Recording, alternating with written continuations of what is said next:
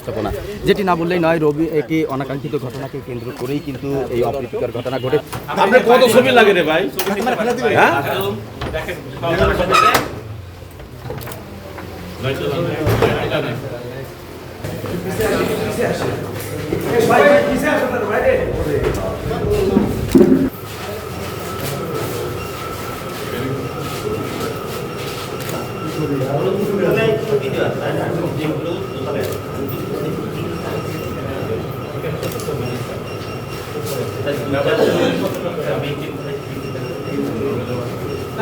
আমরা লেখাটা পাইতাম ভাই।